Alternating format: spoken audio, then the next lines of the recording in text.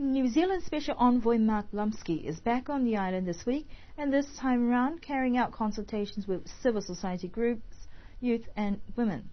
Mr. Blumsky has been commissioned by Minister Makali to coordinate the implementation of the Trevor Hall report, which focuses on tourism development.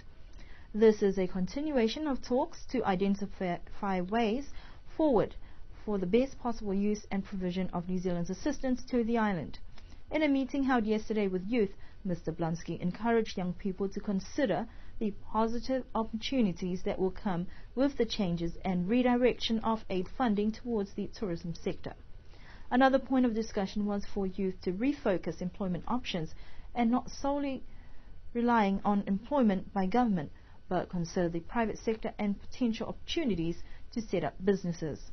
Mark Blumsky departs the island tomorrow, but hopes that he will have more chance to meet with more young people in his future visits.